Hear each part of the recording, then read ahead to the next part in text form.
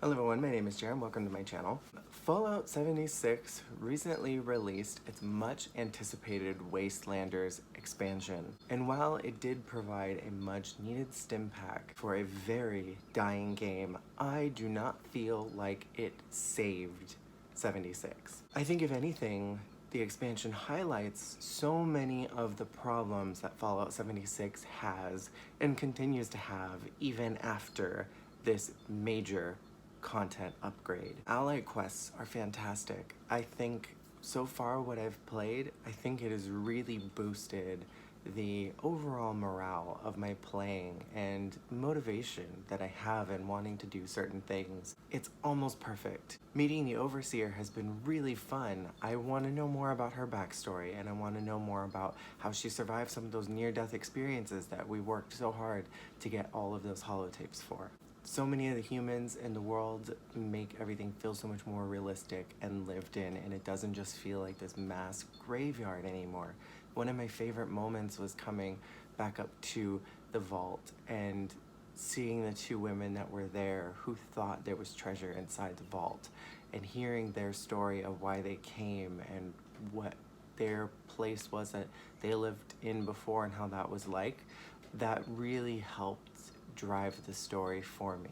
Overall, the NPCs reignite my purpose for being in this place, because at the end of the day, this game is a sandbox, and having motivation for what you're doing and why you're doing it, it really helps you continue playing, and it helps the longevity of the game. That being said, I think a lot of what the problems are with this particular sandbox is that there are just so many limitations. Yes, you can put your camp anywhere in the world, and I think that is excellent, but because you have such a small amount that you can put into your camp, I don't feel like there's as much customization as there was in Fallout 4, where you could really build this giant encampment.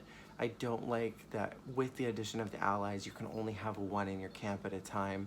It probably lags the game more than it already does by having more than one, but I think having two or more and having as many allies as you want in a settlement, I think it would help bring that kind of feeling of a Fallout 4 settlement back into the game, which I think is really deeply missing. I have never enjoyed weapons breakdown.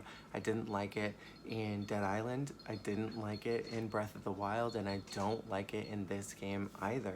My biggest problem with weapon breakdown in a game like this is I understand realism, and I understand wanting to make sure that the game is fair for everyone so that one person doesn't have a really overpowered weapon and then they encounter somebody else in this massive multiplayer online experience, and then they've just got this giant weapon that they can just take anybody down. But in a game like Fallout, where 200 years after bombs dropped, the lights still haven't gone out in Boston, and yet my pistol is breaking down, doesn't make any sense to me. And I think if you want to do a realistic type of game, don't put it in a fantasy setting. Totally understand, totally get the logic behind why you would put a level cap in, but I think for a game like this, where there's no end, and it essentially keeps going even after you finish the main story, there's post-game, there's so much to do. It's a sandbox, for crying out loud.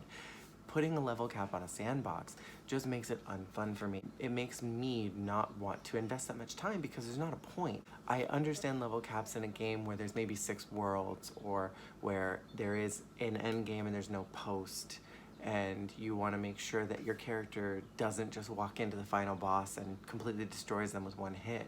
You want to make it a challenge for them. An open world game is not the time and place. I do not like forced survival, and I think there are quite a few gamers who would agree, especially in a game like Fallout where it's already difficult and there's a level cap.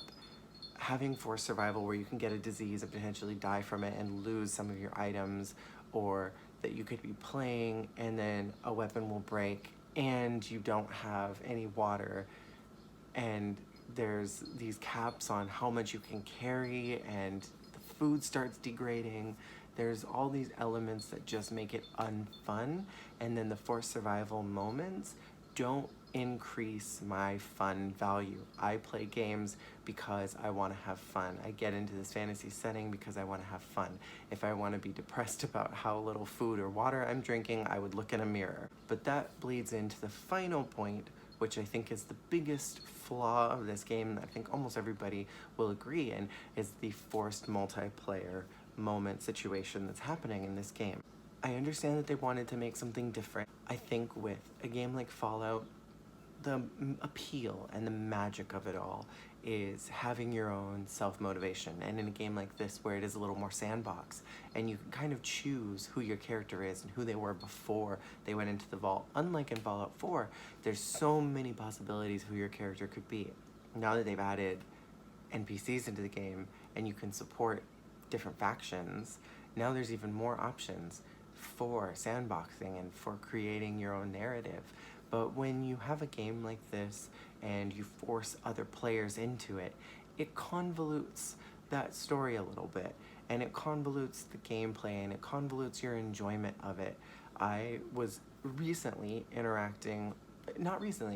was in 10 minutes into playing Wastelanders, and I encountered this NPC on the side of the road, and we were talking, and this random guy came running up to me and started bashing me with his weapon and distracting me from the conversation. I had to break out of the conversation, block the player, and then go back in and restart the entire conversation.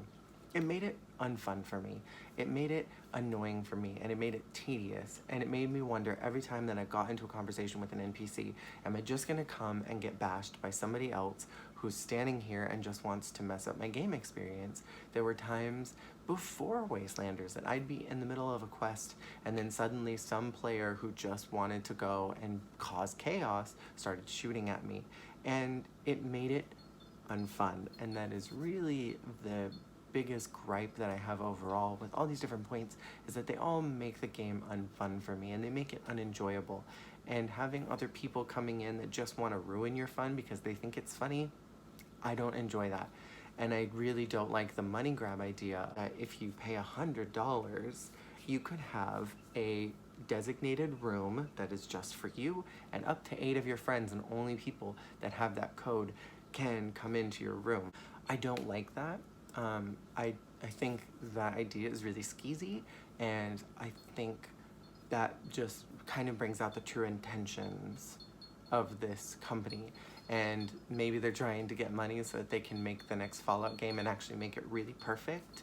But charging $100 to give people the solo player experience that they really want, I think is unfair, and I think it is pretty greedy, and I don't like that. Overall, those are the 5 things that I think really make the game unfun in general. And again, not to say that I don't enjoy it. I do really enjoy Fallout 76. I think there's a time and a place for it. There are moments where I really am just like, you know, I want to get into this game, and then I'm like, okay, I've had enough. I'm going to go back to regular Fallout, or I'm going to go to something else. But let me know what your thoughts are in the comments below, and I will see you guys next time.